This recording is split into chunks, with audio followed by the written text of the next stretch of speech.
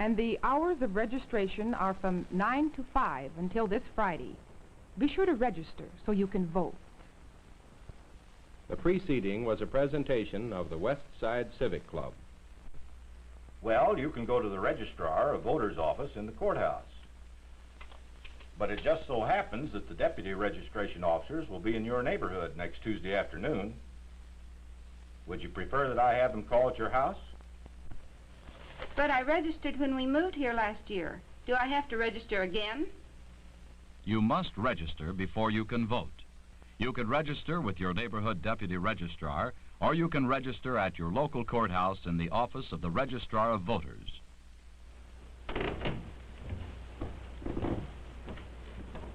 May I help you? Is this where I register to vote? Yes. Have you ever voted in the county before? No, I just moved here the first of the year. Have you lived in the state for the last 6 months? Yes. Have you lived in the county for the past 60 days? Yes. Have you lived in your precinct for the last 30 days? Yes. All states have residence requirements. Such requirements vary from state to state. Your name? David B. Collins.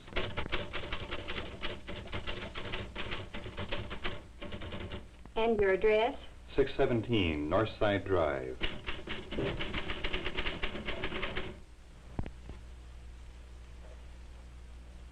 You're in Precinct 7 and your polling place is Maple Grove School.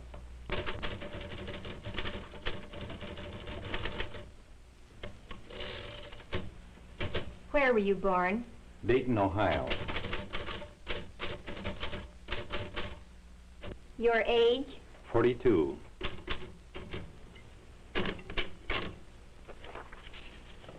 Sign on this line.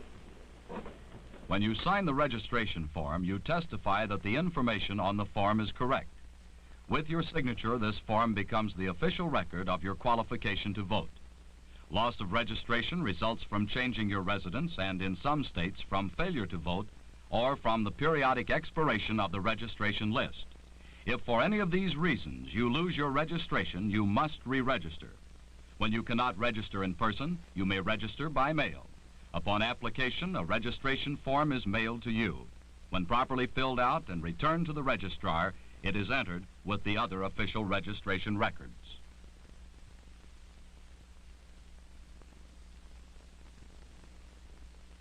These individual records are used to make up the voting list. Only the persons whose names are on the completed voting list are qualified to receive a ballot on Election Day. Ballots may be different in color, size, shape, and detail from state to state, but the ballot you receive on Election Day will probably be one of two general types: the party column type, sometimes called the Indiana ballot, or the office group type, sometimes called the Massachusetts ballot. On paper ballots of the office group type, the candidates are listed under the heading of the office they are seeking. Their party affiliations usually follow their names. On the voting machine, the office heading is also above the name of the party candidate.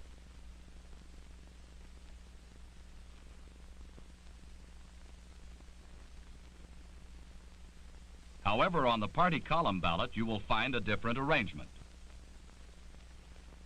On this type of ballot, the candidates' names are listed in a column under their party heading.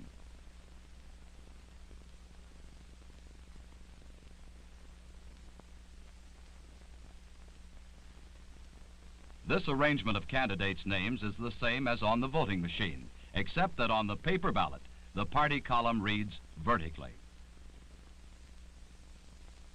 On the machine panel, the party column reads horizontally.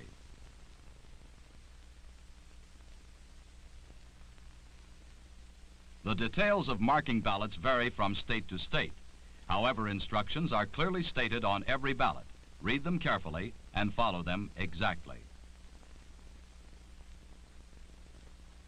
Special voting instructions may be given for some sections of the ballot. They refer only to that part of the ballot. The ballots of most states provide blank squares beside each candidate's name. To vote for a candidate, make a cross X within the square opposite his name. A properly marked ballot might look like this. Some states provide a special means of making your mark, such as this rubber stamp. The proper marking equipment for your state will be supplied by the officials at the polls. Ballots may be disqualified in many states if a check or a plus mark is used.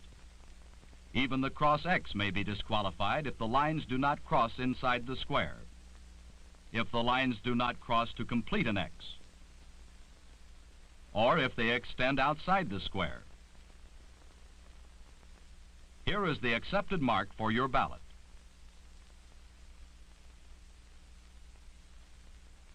You may vote a split ticket or a straight ticket. Voting a straight ticket means that you vote for all the candidates of one political party. When you choose candidates from more than one party, you are voting a split or scratch ticket. When marking a split ticket, you must vote for each candidate individually. You may also vote a straight ticket by marking an X after each name. However, on the party column ballot of many states, you may vote a straight ticket by placing a single X within the party name or symbol at the top of the ballot. When you vote in this circle, it is the only mark you need to make, and all of the candidates whose names appear in the column will receive your vote. Many states permit a write-in vote, so that a voter may add a candidate's name to the ballot.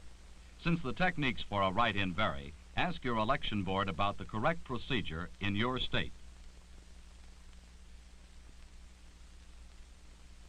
A referendum on public measures such as constitutional amendments may be included on the ballot or may be on separate ballots.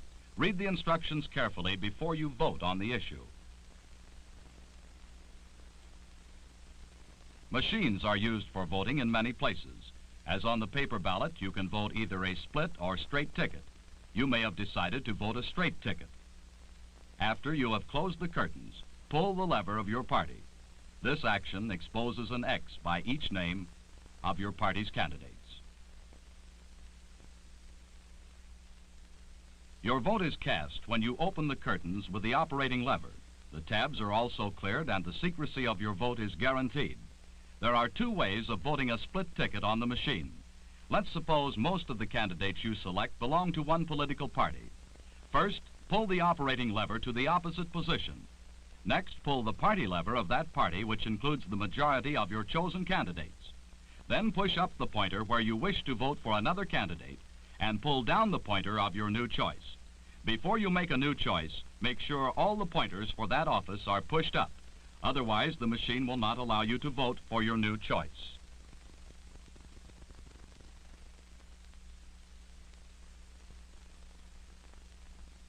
Now you have made your selection, but you have not yet voted. You cast your vote only when you pull the operating lever back to its original position.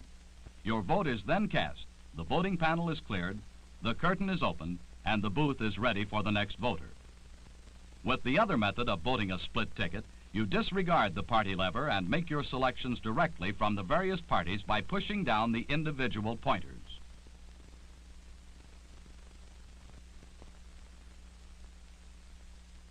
For a write-in vote, lift the slide above the office and write in the name.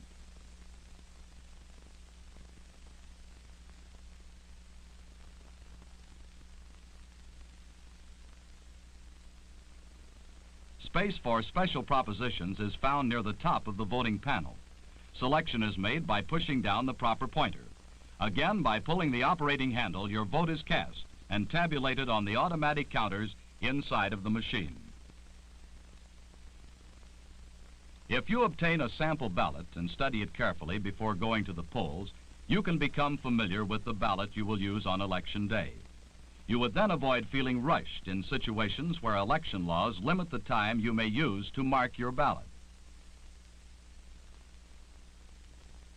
On the day of either a primary or general election, you should report to the specified polling place for your precinct, unless you have already been allowed to vote by mail using an absentee ballot. The location of your polling place and the hours for voting are publicly announced before Election Day. If you have any questions, you may call your local election board or the local headquarters of your political party. After your name has been checked on the voting list, you may enter the polls. Only persons voting and election officials are allowed inside the polls. This is a closed primary election. When you sign for your ballot, you must declare a party affiliation.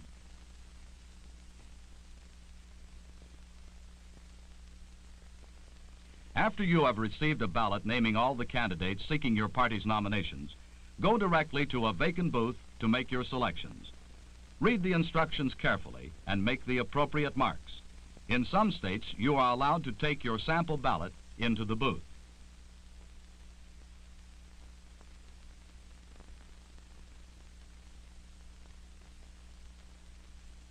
If you should spoil a ballot, return it with an explanation to the election officials.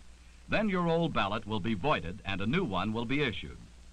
Remember, the officials are here not only to check your qualifications to vote, but also to protect your right to vote and to assist you with any problems. This type of election employs the Australian ballot, which means you vote in secrecy on uniform ballots provided by public authority. When you have finished marking your ballot, fold it so that no one can see how you have voted. If there is an official seal or signature on the back of the ballot, be sure it is visible when the ballot is folded. After you leave the booth, go to the ballot boxes and deposit your ballot in the proper box, or hand it to the proper official who will deposit it for you.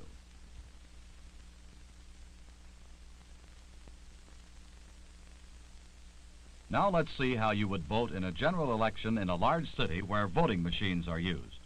You will notice that the procedure at the polls is similar to the rural primary we have just seen. Before you enter the polls, your name is checked on the voting list by representatives of the political parties.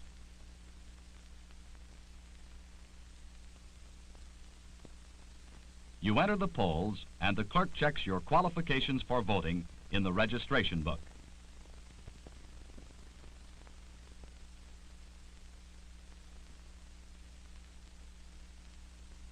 Then you sign the voting book.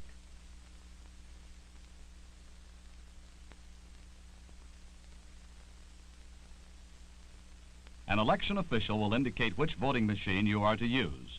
Remember, all you have to do to vote by machine is first, pull the operating handle to the opposite side. Second, select your candidates. Use either the straight ticket method or one of the split ticket methods.